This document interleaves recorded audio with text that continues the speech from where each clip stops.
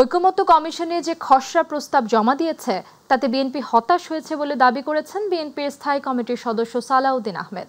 আর মহাসচিব মির্জা ফখরুল ইসলাম আলমগীর বলেছেন, যথাসময় নির্বাচন না হলে যে কোনো পরিস্থিতির জন্য প্রধান উপদেষ্টাকে দায় বহন করতে হবে। রাজধানীতে আলাদা অনুষ্ঠানে বিএনপি নেতারা এসব কথা বলেন। ইউসুফ আলী রিপোর্ট। রাজধানীর গুলশানের একটি হোটেলে সমসাময়িক বিষয় নিয়ে এই সেমিনারের আয়োজন। অনুষ্ঠানে বিএনপির স্থায়ী কমিটির সদস্য সালাউদ্দিন আহমেদ বলেন, যেসব বিষয়ে রাজনৈতিক দলগুলো একমত পোষণ করেনি সেসব বিষয় যুক্ত করে ঐক্যমত্য কমিশন যে খসড়া জমা দিয়েছে তা ঐক্যের পরিবর্তে অনৈক্যের হাতছানি দেবে। জাতীয় ঐক্যমত্য কমিশন তাদের সুপারিশে দুই দিকেই ওপেন রেখে তাদের সুপারিশ দিয়েছে, আগে অথবা পরে গণভোট হতে পারে এই ইস্যুর উপর।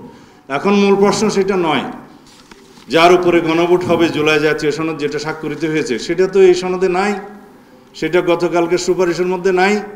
আছে হলো যে সমস্ত প্রস্তাব ঐক্যমত্য কমিশন এবং দুই একটি দল দিয়েছিল, সেই প্রস্তাবগুলো যেন ওনারা সরাসরি ওই আদেশের মধ্যে, খসড়া আদেশের মধ্যে তারা অন্তর্ভুক্ত করলো। তফসিল হিসাবে বলা হলো এই 48টা দফার উপরে গণভোট হতে হবে। আমরা তাদের ঐক্যমত্য কমিশনের এবং সরকারের বিভিন্ন পদক্ষেপে আজকে এখানে এসে হতাশা ব্যক্ত করছি। জাতীয় প্রেস ক্লাবে এক অনুষ্ঠানে বিএনপির মহাসচিব মির্জা ফখরুল ইসলাম আলমগীর বলেন, প্রয়োজনীয় সংস্কার সেরে দ্রুত নির্বাচন না দিলে ফেসিবাদীরা মাথাচাড়া দিয়ে উঠবে। নির্বাচনটা যত দেরি হচ্ছে তত বেশি সেই শক্তিগুলো শক্তিশালী হচ্ছে, ফ্যাসিবাদী শক্তিশালী হচ্ছে, যারা বাংলাদেশকে অস্থিতিশীল দেখতে চায়। প্রধান উপদেষ্টার দৃষ্টি আকর্ষণ করে বলতে চাই, আপনি জনগণের সামনে কিন্তু প্রতিশ্রুতিবদ্ধ যে আপনি এখানে সত্যিকার অর্থেই যেটুকু সংস্কার দরকার সেই সংস্কারগুলো করে কাছে গ্রহণযোগ্য একটা নির্বাচন দেবেন। সেই নির্বাচনের মধ্যে দিয়ে পার্লামেন্টে আসবে, সেই পার্লামেন্ট এই দেশের সংকটগুলোর সমাধান করবে। সুতরাং আজকে যদি এর থেকে কোনো ব্যর্থ ঘটেই, এর থেকে বাইরে যদি যান, তার দায় দায়িত্ব সম্পূর্ণ আপনাকেই বহন করতে হবে। ইউসুফ আলী, মাই টিভি, ঢাকা। জামায়াতে ইসলামীর সেক্রেটারি জেনারেল মিয়া গোলাম পরওয়ার বলেছেন, নভেম্বরে গণভোটের তারিখ ও অবিলম্বে জুলাই সনদের আদেশ জারি করতে হবে। এগুলো বিলম্ব হলে জাতীয় নির্বাচনের তারিখ বিলম্বিত হবার সম্ভাবনা রয়েছে। আর নায়েবে আমির আব্দুল্লাহ মোহাম্মদ তাহের বলেন, কোনো কারণে জাতীয় নির্বাচন নাও হতে পারে, কিন্তু জুলাই সনদ বাস্তবায়ন হতেই হবে। জাতীয় নির্বাচনের আগেই গণভোট দেওয়ার দাবি জানান তিনি। ইলিয়াস মাতবরের রিপোর্ট। বুধবার সকালে জামাতের কার্যালয়ে আসেন কমনওয়েলথের ইলেকটোরাল সাপোর্ট শাখা ও সংস্থাটির প্রি ইলেকশন অ্যাসেসমেন্ট শাখার প্রধান লিনফোর্ড অ্যান্ড্রুস। আগামী জাতীয় নির্বাচন নিয়ে বৈঠকে মিলিত হন জামাত নেতৃবৃন্দের সাথে। বৈঠক শেষে জামাতের নায়েবে আমির আব্দুল্লাহ মোহাম্মদ তাহের বলেন, জাতীয় নির্বাচনের পরিবেশ নিয়ে জামাতের প্রত্যাশা কমনওয়েলথকে জানিয়েছেন তারা। একটি সুষ্ঠু অবাধ নির্বাচনের জন্য কি ধরনের প্রস্তুতি দরকার বলে জামাত মনে করে, সে সমস্ত বিষয়ে তারা খোলামেলা আলোচনা করেছে। তিনি বলেন, কোনো কারণে ফেব্রুয়ারিতে জাতীয় নির্বাচন না হলেও জুলাই সনদের গুরুত্ব বিবেচনায় নভেম্বরে গণভোট চায় জামাত। কোনো কারণে যদি জাতীয় নির্বাচন সঠিক সময় নাও হইতে পারে, আমরা আশা করি সঠিক সময় ইনশাল্লাহ হবে, তখনও তো জুলাই সনদ তো আমাদের পাশ করতে হবে। জুলাই সনদ তো একটা সংস্কার হবে। সুতরাং দুটাকে একসাথে জুড়ে দেওয়াটা এটা আমরা কোনোভাবেই সঠিক মনে করি না, এবং এটা জুলাই সনদকে অনিশ্চয়তার দিকে নিয়ে যেতে পারে। অন্যদিকে গণভোট সহ 5 দাবিতে জাতীয় প্রেস ক্লাবে সংবাদ সম্মেলন করে জামাত ইসলামী আন্দোলন সহ আন্দোলনরত 8 দল। সেখানে জামাতে ইসলামীর সেক্রেটারি জেনারেল মিয়া গোলাম পরওয়ার বলেন, গণভোটের তারিখ ঘোষণায় সরকার যত দেরি করবে জাতীয় নির্বাচন তত পেছাবে। নভেম্বরের মধ্যেই গণভোটের তারিখ দিতে হবে। আর জুলাই সনদের ব্যাপারে যে আদেশ জারির ব্যাপারে ঐক্যমত হয়েছে, এই আদেশটা খুব অবিলম্বে জারি করা দরকার। যত ডিলে হবে তত জাতীয় নির্বাচনের মূল তারিখ কিন্তু সংকটের মধ্যে পড়ার আশঙ্কা আছে। এ সময় 5 দাবিতে 30 অক্টোবর নির্বাচন কমিশনে স্মারকলিপি প্রদান ও 3 নভেম্বর বৃহৎ কর্মসূচি দেবার কথা জানান দলগুলোর নেতারা। শীর্ষ নেতৃবৃন্দের বৈঠক এবং বৈঠক শেষে সাংবাদিক সম্মেলনের মাধ্যমে বৃহত্তর কর্মসূচি ঘোষণা করবে ইনশাআল্লাহ। ইলিয়াস মাতবর, মাই টিভি, ঢাকা। এনসিপির মুখ্য সমন্বয়ক নাসির উদ্দিন পাটোয়ারি বলেছেন, গণ অভ্যুত্থানকে ভিত্তিমূল ধরে ডক্টর মোহাম্মদ ইউনূসের স্বাক্ষরে একটি আদেশ জারি করতে হবে, যে আদেশের অধীনে একটি গণভোট হবে। দুপুরে রাজধানীর বাংলা মোটরে দলটির অস্থায়ী কার্যালয়ে জুলাই সনদ নিয়ে সংবাদ সম্মেলনে তিনি এসব কথা বলেন। তিনি বলেন, গণভোটের পর যখন বাংলাদেশে একটি নির্বাচন অনুষ্ঠিত হবে, যে নির্বাচনের মধ্য দিয়ে একটি রিফর্ম অ্যাসেম্বলি হবে, এই রিফর্ম অ্যাসেম্বলি একসঙ্গে দুটি কাজ করবে। প্রথমটি, এই আদেশের বাস্তবায়ন। বাংলাদেশের পার্লামেন্ট সচরাচর যে নিত্য নৈমিত্তিক কাজ করে থাকে সেগুলো তারা পালন করবে। এ সময় গণভোট নিয়ে বিএনপি জামায়াতের অবস্থানকে মল্লযুদ্ধ হিসেবে আখ্যায়িত করেন নাসির উদ্দিন পাটোয়ারি। জুলাই সনদ বাস্তবায়ন আদেশের প্রথম খসড়াটি অর্থাৎ প্রস্তাব 1 গ্রহণ করার মাধ্যমে জুলাই সনদের আইনি ভিত্তি নিশ্চিত করতে হবে। 2 সংবিধান সংস্কার বিল খসড়া প্রণয়ন ও উন্মুক্তকরণের উদ্যোগ নিতে হবে। 3 জুলাই সনদ বাস্তবায়নের আইনি ভিত্তি সম্পন্ন আদেশের খসড়া সরকার গ্রহণ করলে সনদ স্বাক্ষর ব্যাপারে অগ্রগতি তৈরি হবে বলে এনসিপি মনে করে। পরিবেশ, বন ও জলবায়ু পরিবর্তন এবং পানি সম্পদ মন্ত্রণালয়ের উপদেষ্টা সৈয়দা রিজওয়ানা হাসান বলেছেন, সরকার প্রতিশ্রুতির জায়গা থেকে পরিষ্কার করতে চায় ফেব্রুয়ারিতে নির্বাচন হবে। তিনি বলেন, সরকারের বিরুদ্ধে অভিযোগ স্পষ্ট না, কথা বলে উত্তেজনা বজায় রাখা রাজনৈতিক কৌশল। রাজধানীর গুলশানে এক সেমিনার শেষে তিনি সাংবাদিকদের এসব কথা বলেন। উপদেষ্টা আরও বলেন, জুলাই সনদের বাস্তবায়ন প্রক্রিয়া অনৈক্য হিসেবে নয়, মতানৈক্য বলা যেতে পারে। তবে মতানৈক্য আলোচনা সাপেক্ষে দূর করা যায়। সরকার যদি বিভক্তি বাড়াতো তাহলে সরকার সরকারের মতন করে সরকারের ক্ষমতায় যা আছে তা দিয়ে কাজটা শেষ করতে পারতো। তা তো সরকার করে নাই। সরকার দীর্ঘ একটা ঐক্যমত গড়ার প্রক্রিয়ায় গেছে। দেশের শীর্ষস্থানীয় যে সেক্টরের সবচেয়ে জানাশোনা ব্যক্তি তাকে দিয়ে সেই কমিশন গঠন করিয়ে কমিশনের রিপোর্ট এনেছে। সেই কমিশনের রিপোর্টের প্রস্তাবের বেসিসে এই ঐক্যমতের প্রক্রিয়াটা শুরু হয়েছে। সেই ঐক্যমতের প্রক্রিয়াটা আমাদের মাননীয় প্রধান উপদেষ্টা মহোদয় নিজে নেতৃত্ব দিয়েছেন। এবং যদি সরকার সত্যি কমিশন অনৈক্য সৃষ্টি করত, তাহলে কি এতদিন যাবৎ বড় বড় রাজনৈতিক দল, ছোট ছোট রাজনৈতিক দল সকলে মিলে ওখানে যেত? তা তো যেত না। তত্ত্বাবধায়ক সরকার ব্যবস্থা ফেরাতে আপিল শুনানি রোববার পর্যন্ত মুলতবি করেছেন আপিল বিভাগ। আজ প্রধান বিচারপতি সৈয়দ রেফাত আহমেদের নেতৃত্বাধীন আপিল বিভাগের পূর্ণাঙ্গ বেঞ্চে পঞ্চম দিনের শুনানি হয়। এদিন বিএনপি মহাসচিব মির্জা ফখরুল ইসলাম আলমগীরের পক্ষে শুনানি করেন অ্যাডভোকেট জয়নুল আবেদিন। পরে তিনি সাংবাদিকদের জানান, রাজনৈতিক উদ্দেশ্যেই তত্ত্বাবধায়ক সরকার ব্যবস্থা বাতিলের রায় দেওয়া হয়েছিল।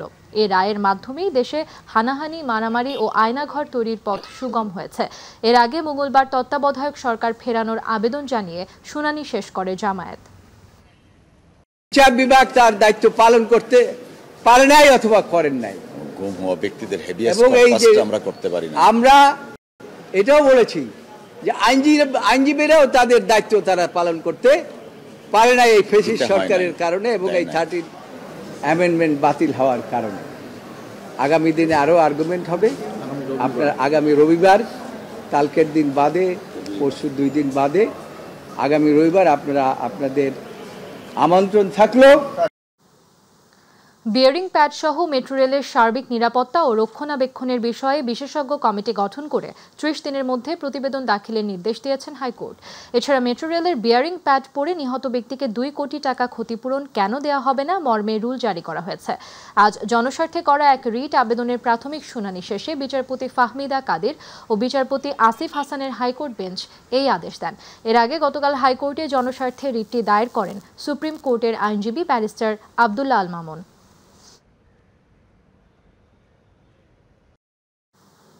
বরিশালের বাকেরগঞ্জে নদী ভাঙনে বিলীন হচ্ছে গ্রামের পর গ্রাম। ক্ষতিগ্রস্ত হয়েছে বেড়িবাঁধ, বসতবাড়ি, পুরনো মসজিদ সহ একাধিক শিক্ষা প্রতিষ্ঠান। বিলীন হয়েছে একরের পর একর ফসলি জমি। ভিটেমাটি হারিয়ে অসহায় হয়ে পড়েছে শতাধিক পরিবার। ভাঙন রক্ষায় কার্যকর পদক্ষেপ নেওয়ার আশ্বাস কর্মকর্তার। প্রতিনিধি মিজানুর রহমানের তথ্যচিত্রে সাইদুর রহমান আবিরের রিপোর্ট।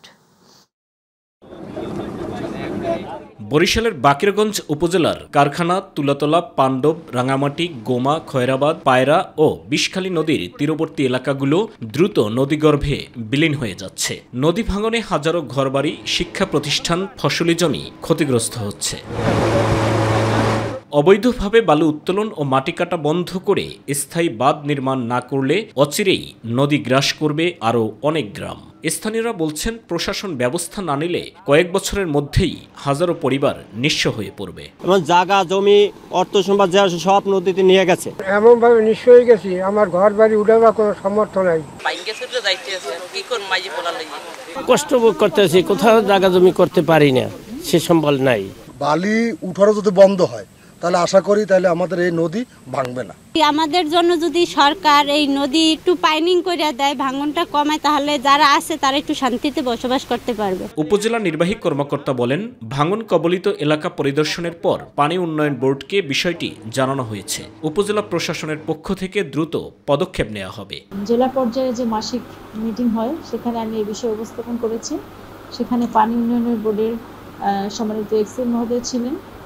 তিনি সেখানে কথা দিয়েছেন যে এরপরে আমাদের দুর্গাপাশ এবং ফরিদপুর ইউনিয়নের যে ভাঙন প্রবণ যে জায়গাগুলো আছে সেখানে জিও ব্যাগের মাধ্যমে তিনি ব্যবস্থা নিচ্ছেন। জেলা পানি উন্নয়ন বোর্ডের নির্বাহী প্রকৌশলী জানান, বাকেরগঞ্জের নদী ভাঙন রোধে টেকসই ব্যবস্থা গ্রহণের প্রস্তাব ঊর্ধ্বতন কর্তৃপক্ষের কাছে পাঠানো হয়েছে। শিগগিরই প্রয়োজনীয় ব্যবস্থা নেওয়া হবে। ইতিমধ্যে পানি সম্পদ মন্ত্রণালয় থেকে একটি সমীক্ষা প্রকল্প গ্রহণ করা হয়েছে, যে প্রকল্পটি আমরা জুন 2026-এ এটার আমরা প্রতিবেদন পাবো।